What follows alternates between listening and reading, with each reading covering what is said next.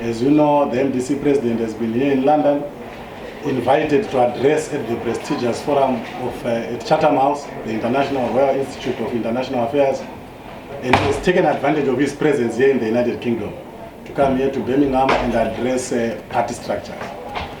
You may have questions in terms of what is happening in the country and the issues that he has raised in his various speeches and at the rally. This is your opportunity as the members of the press to ask questions. So I'll be inviting questions. A question that has been obviously asked by your constituents in the United Kingdom, the issue of elections that are constantly being rigged. It clearly came out as a sore point for most of them. Apart from complaining, what else can the Movement for Democratic Change do about the privatization of electoral institutions? I think it's a justified concern that we can no longer go on complaining about rigged elections, because it becomes like if we have not won the election, therefore the election was rigged. I think that's a concern that is shared by everyone. But let us be factual and say, is it true that ZANU-PF rigs the election? I just want to give you some experience which I have gone through. When we formed the MDC, 9 months after the formation of the MDC, we won 57, ZANU won 63 out of a parliament of 120, which was unheard of in the history of the political contestation in Zimbabwe. That may be considered an unexpected outcome. ZANU-PF just thought it was one of these fly-by-night opposition parties, only to find that we had won. And if all the 38 seats which were contested in court had been finalized, the MDC would have won overwhelming in that first shot. In 2005, one could say that yes, there was a fair amount of violence. In fact, it became more acute that violence became the character of our elections by 2005, and hence the dip. In 2008, having realized that violence would not pay, there was minimum violence. And as a result of that, in the first round of those elections, I beat Mugabe 43%. And we beat them in terms of parliamentary representation, even in a bigger margin. What then happened after that election was that in June 2008, there was massive violence unleashed on the population. And hence the SADC intervention to save the collapsing political and economic situation in Zimbabwe. When we came to 2013, one had hoped that part of the last stages of ensuring that we complete the global political agreement, all the stages, was running of a free and fair election. Unfortunately, it didn't happen, and hence the massive rigging that took place. It took place because Mugabe knew that he had lost the support of the people. And what he was just doing was to make sure that he retained the power to himself in an unfair contest. So it was not a contest as far as we are concerned. So yes, I think the concern is coming across as if there is a negligence on our part not to make sure that the conditions that will determine the outcome are agreed.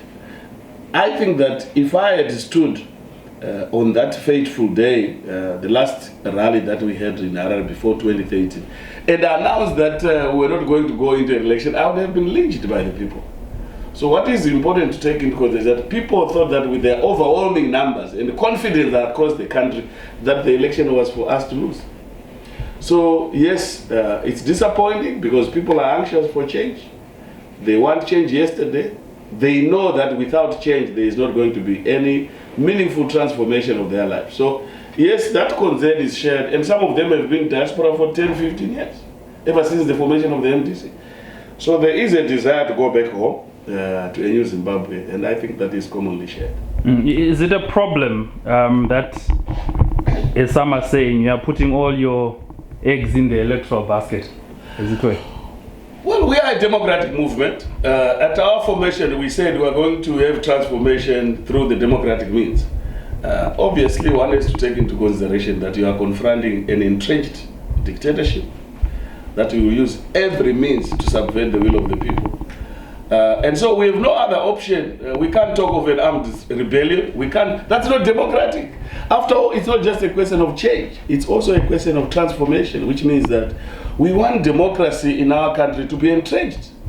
And if we resort to issues of violence as a means of getting power, I can tell you that democracy will be a far-fetched thing. So I want to say that, yes, our strategies must hover around creating a democratic society, but also ensuring that there is fair and just distribution of wealth. So yes, I don't think there's, once you have gone on this path of democratic struggle, you'll have to maintain that, because it goes to the real values that you believe in. Yes, another question? I think the follow-up question on that is on the issue of taking the ZEC to the Constitutional Court. Given that you were in the unity government and these institutions existed, then what hope is there that we can change the way they are partisanly run? It's part of the struggle. This institution, it's not just ZEC. It is the way the police, the army, the CIO behave in ensuring that they are non-partisan in terms of the constitutional dispensation. But we are not accusing these institutions other than the fact that they have been co-opted into the ZANU-PF power matrix. So what we want in terms of the new constitution is to reform these institutions so that they uphold the rule of law, they are non-partisan, they are professional. So as far as ZEC is concerned, we know where the weaknesses are. It's not in the commissioners themselves. It is the administration of Zimbabwe Electoral Commission that a lot has happened. And by the way, the unfortunate thing is that 5 members from that Electoral Commission have died since. And you wonder what is happening. So what we are saying here is that Zimbabwe Electoral Commission must not only be independent in terms of the political heading of that commission, but in the administration of the elections. Surely, Botswana has run elections undisputed. South Africa just recently had it. With an independent electoral commission, there will be no dispute after the election. I can tell you that. So the hope is that we are fighting to ensure that the electoral management is free and fair to everyone.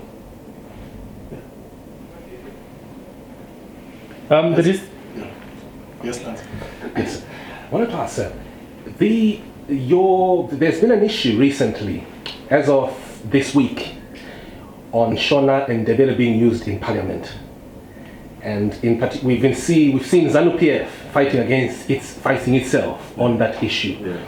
How does your party address that, and how do you see yourself into the future on that thorny issue, sir?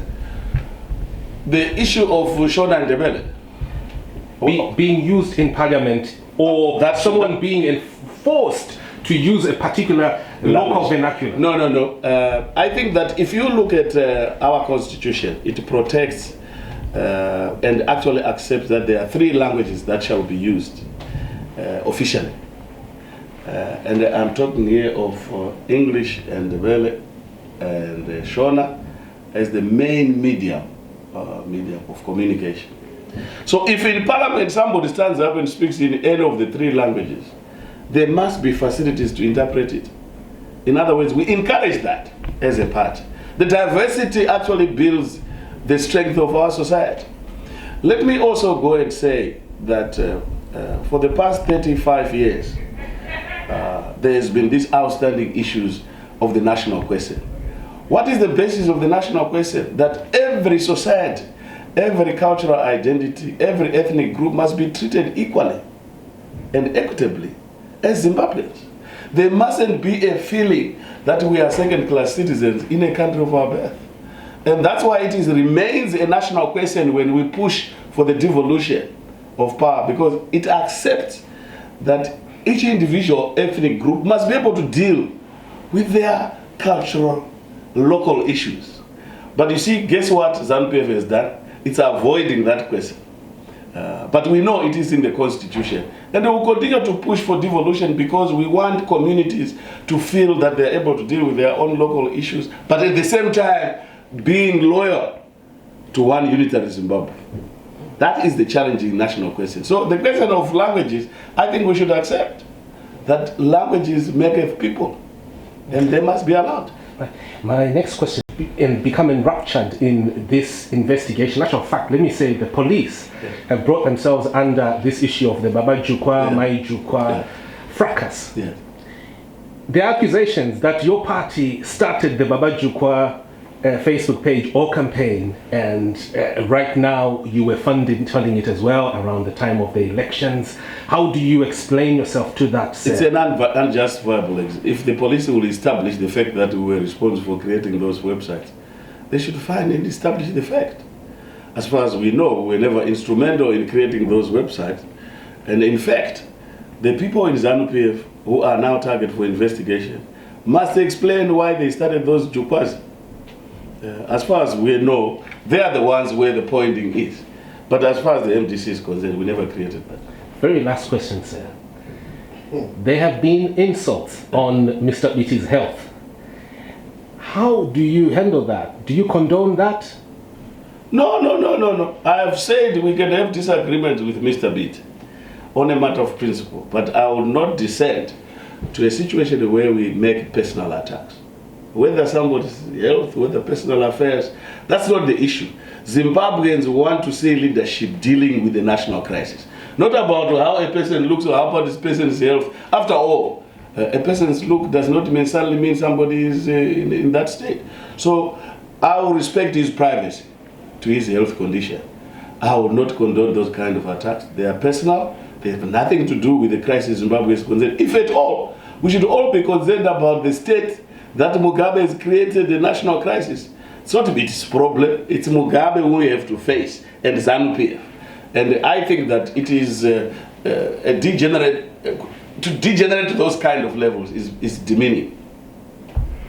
Sticking to those fissures within the party, at some point it was reported Maisekai Holland was mediating, or was it someone in Australia was doing that, and we had Mr. Monzora, the national spokesperson, denying that. Is there dialogue taking place at the current moment? And with regard to how things have shaped since April, could the Mangoma letter have been dealt with differently? Some are blaming the way that was dealt with for what resulted in the end. Let me start by saying that the question of mediation was attempted, but it didn't last long.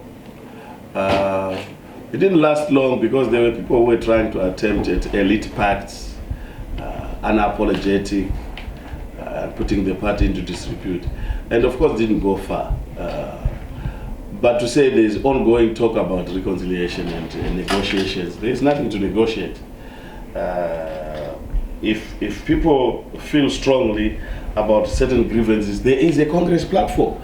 We have convened our Congress, we have brought forward our Congress so that the Congress can deal with the leadership issue, can deal with any issue that anyone can write. I'm sure that those who, for their own reason, decided to leave the party, for their own evolution, they should have waited for the party. That's what Democrats do. You don't impose your solution on people. You go to the platform which allows for people to make a judgment. And to me, that is a big error on their part. Now, on the question of Mangoma, could it have been handled any other way? How do you deal with matters of rebellion? Matters of rebellion are matters of rebellion. If Mr. Mangoma had any grievance that he wanted to raise, including the fact that the president must step aside, he should have brought the issue. I've always maintained an open door policy. And he should have openly said, President, this is my feeling as we move forward.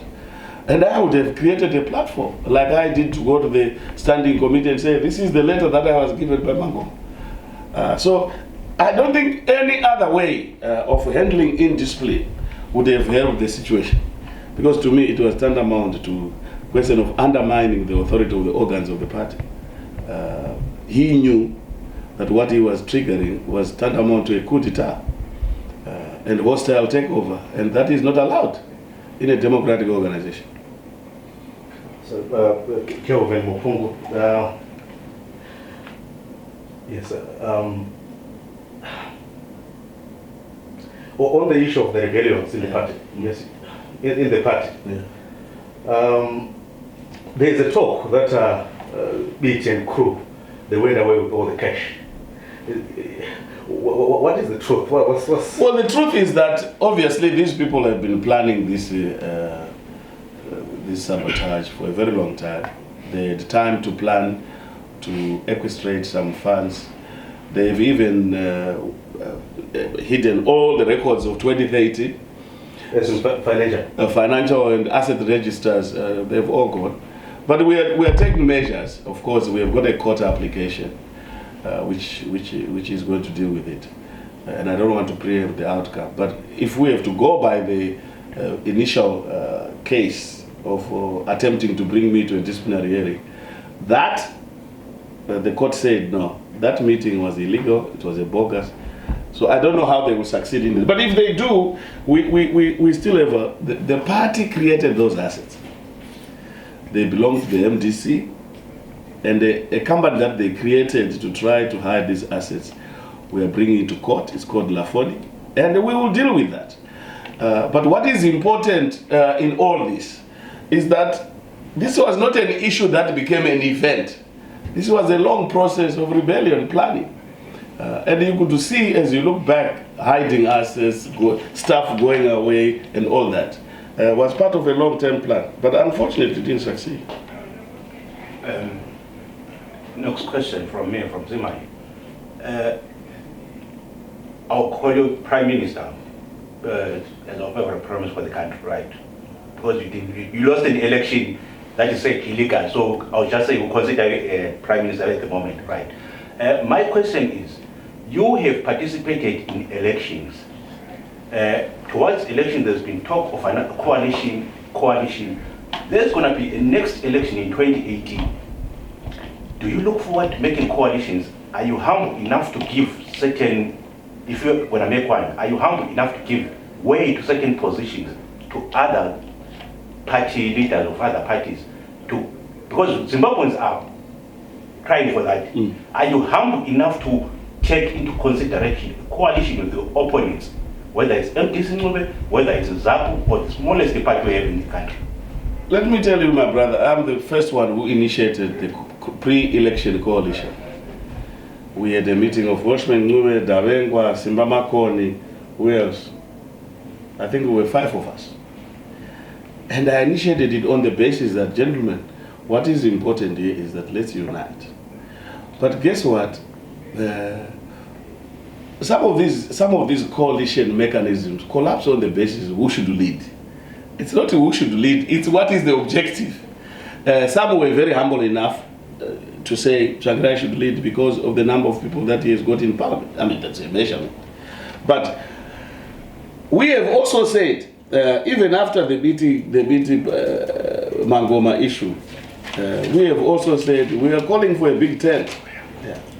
We are calling for a big tent. Everyone who is fighting for democratic change, let's come together. Some have put preconditions. Oh, if we have to come together, Tsvangirai must not lead. I mean, making it personal. It's not a personal issue. I am committed to ensure that a proper coalition of all opposition forces committed to democratic change is achieved before the next election. It's only in the best interest of achieving that unity. No one is going to benefit by having their little parties with no significant impact on ZANU-PF and the institutions. So yes, I think it's part of the work in progress to achieve that. Anyone still with the burning question? One more, sorry. I don't know if I don't want to monopolize. Yeah, I was just going to ask you something which is more towards the organization of the structural organization of the party. In terms of review, you would see that election after election, they are rigged, or in the end, we don't have power. Then the next thing that happens, you find in the diaspora, one time the provinces are put into the structures, the next thing, due to some internal fighting or people trying to control the diaspora, they are removed, the next thing they are back in. Doesn't it point to some kind of lack of strategic thinking in terms of the way the MDC is organized, in terms of the grooming process, the succession debate, strategic thinking when you look at the key issues? I'm thinking here of other parties like the Labour in the UK, where you have the think tank which discusses issues. Think tanks, you get technocrats who go there and they make their suggestions and they help the strategic positioning of the party without necessarily being interested in the structures. I think those propositions were made to the MDC before, and I don't know how it failed. Why can't we have think tanks where we can have most people in the diaspora have got the time to do research and recommendations? But what happens all the time, you find someone comes from Zimbabwe, they are going to the Labour Congress, they come in here, there are structures here, they go alone. There is no grooming or trying to help people in the diaspora to get to be part of the processes. And I think that question was raised in the conference as well. Well, it's a valid observation. We are a growing party, and part of growing means that when we go to Congress, these are the issues that should be tackled for organizational development and transformation. There is no party in the world today which can exist without progressive input from intellectuals. And so we will be creating this institute, this Party Political Development Institute. There's a lot that we have learned over the last 15 years. So improving on the organizational thrust is part of why people go to congresses. And they go to congresses to review their past performance and correct those weaknesses. But it's not a permanent accusation. We value intellectual input, and one of the intellectual input is, of course, to say create an institute which necessarily is not manned by politicians, but by professional people who will give their professional advice. So we will be looking at that. As I was saying, that when we come to the question of institutional development, we have had 15 years of experience. There are social democratic parties in Europe or elsewhere. We have had to go through this evolving self-reflection of the weaknesses, institutional redesigning and engineering, which is very important for any party that is to be taken seriously. The time has come to reflect on our My last question to you will be, Zimbabweans wants to know really, are you happily married? Not disrespecting you.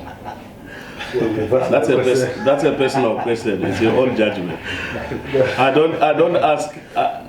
You can't ask in the presence of my wife, are you happily married? What do you want me to say? That I'm not happily married? What measurement is there? You know, all I can say, those are the personal issues that the press wants to pry that have nothing to do with the crisis in Zimbabwe. And that will not help Zimbabweans to have a meal on the table every day.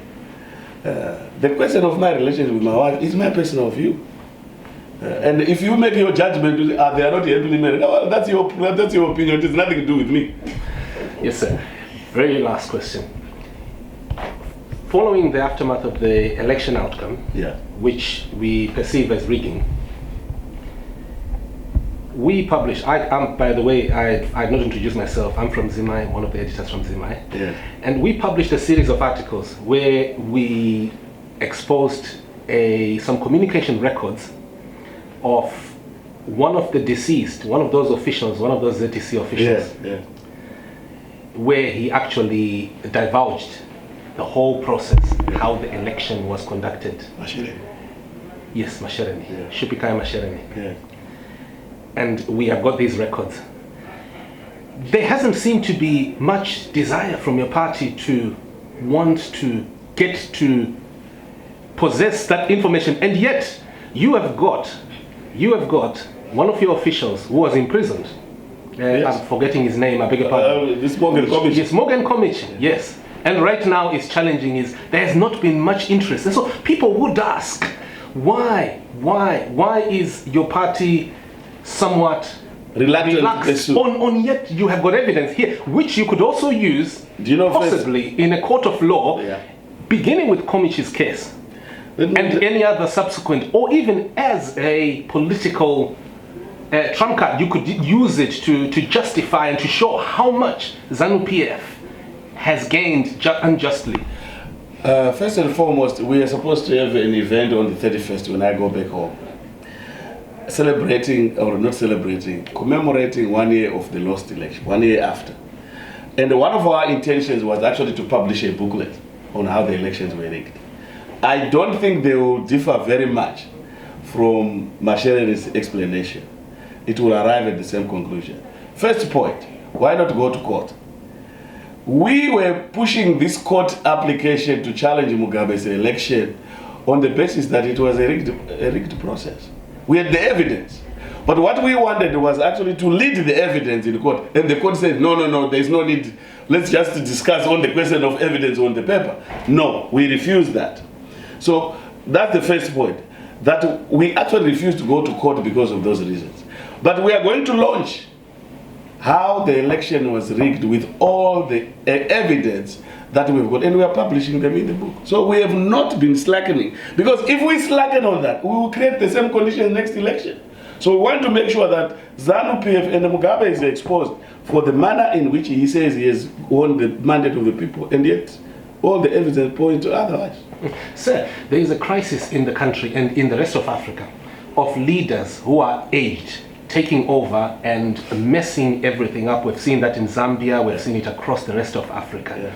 How committed is your party to ensuring that the youth are engaged? We've seen, for instance, Professor Jonathan Moyo employing and bringing in young ones, young youths into high positions of authority. Would you be in a position, per se, to hand over, I'm just giving it as an example, to Nelson Chamisa at some point in time, or someone as young as that? Let me tell you one thing. Yes, sir. I have a succession plan, but it only belongs to me. That one day I have to leave stage and give it to young people. I don't want to die in office. And I also appreciate the fact that they bring in new blood and new ideas, revigorates the party. If you look at the growth of the MDC, it has been largely by the youth. The Chamisas of the world, you are talking, the Chibayas of this world, they who used to have Lenny Mojongwe the late. They were the young people from the student movement. The student movement, the constitutional movement, and the labor movement were the three pillars that formed the MDC. So we appreciate the jobs scholar has just come back. These are the young person for the future. We can't have a party that is entrapped in the past. We want a future that is defined by the young people, bringing new ideas. So it's not a question of if, it's a question of when. And as far as I'm concerned, it is given. There will be youth, there will be take over in a proper way. Not in a coup d'etat, but in a proper way. A memo d'etat. A memo d'etat, they call it. That will not accept. Mr. Tsvangirai, there's been some quote in press recently that you would prefer to work with the Mnangagwa faction compared to the Juru faction. Who said that? It's been reported. I don't know whether someone. No. So my question to you is this one, right? Of the two evils, right? Assuming tomorrow wake up to this or that faction in charge, who would you do business with? To be honest, what happened to ZANU-PF is a ZANU-PF issue. The agenda which is there is that how do we solve the national crisis? And that agenda is whoever is in charge. I'm still calling on the fact that the nation needs dialogue to solve the national crisis. I mean, in any contestation, and besides, it's a contestation that is internal. Just like there is also a problem with the MDC. But the issue is each party must solve its own problems. And especially if it is in the face of ZANU-PF, they are the ones that are in charge of the country. And we would wish to see a country stabilized. And that's where our preoccupation and our more focus is. I have a double barrel question, or let me ask two questions at once. They say fortune favors the brave. You have the Ngube MDC, you have Tendai Biti with MDC renewal team. Too many MDCs for one's liking. Would you ever consider rebranding and launching a new name to get rid of the confusion? Because it looks like we'll go into the next election with 3 MDCs. I want to tell you this, the people have never been confused. If there was any confusion, they should have been reflected in US MDC. That people would have been confused. They were not confused. They knew what MDC to support. And in fact, the brand is a brand. How do you rebrand a brand? You want to go and rebrand Coca-Cola? It's a brand, it's there. And for anyone to try to debrand the brand will fail. So it's not a confusion. People know, we will explain to our people this is what the symbol is, and people will understand. And they will make a choice. Nue thought that by retaining MDC, he will confuse what he believed to be his own constituents. They all told him, no, that's not the one we support, we don't support you. And they were very clear. So people in Zimbabwe are literate. Remember, we have over 80% literacy rate. Even my Ambuya back home can know the difference. So don't worry about the question of too many MDCs. The more the merrier. Okay. My last question. It's an issue that never goes away, but it keeps coming up, the issue of the Highlands home. Yeah. I know Luke has addressed it several times, but there's one niggling thing that has never been addressed. Which is? One moment we are told you were given money personally to renovate it. One moment we are told the house belongs to the state. Which is which? I mean... that house issue is not an issue. The house issue is part of what I would call the outstanding issues that have to be discussed between me and the President Mugabe. That's a state residence. Until such time that these matters are resolved, it still remains a state residence. And when it comes to the question of money that has been given, it was not given in terms of that residence. As I said, let me underline, the residence does not belong to me, it is a state residence. It is not a ZANU-PF residence. It's not an MDC residence. It's the residence given to me by arrangement for me as Prime Minister. Remember that I stayed in my house in South Africa for almost 3 years without its official residence. So that is the official residence. And until such time we were able to have face-to-face discussion on outstanding issues with President Mugabe, that remains the problem. But that politically, do you not think it's dragging you down? Because every time your opponents speak out, they seem to throw that at you. You mean Mafume? Mafume is not an opponent, he's just a misguided young man. Whatever Mafume and the renewal team say, I don't take that serious. They try to make an issue which is very straightforward. If I were to go to that route, that is the same route that we are trying to avoid. Don't go personal. The dispute between me and the renewal team should never be personal. It is always a matter of principle. If you disagree with me on a matter of principle, that's fine. But if you want to go personal, if I try to reveal what this person has done, this person, I know a lot, but I'm never going to say it.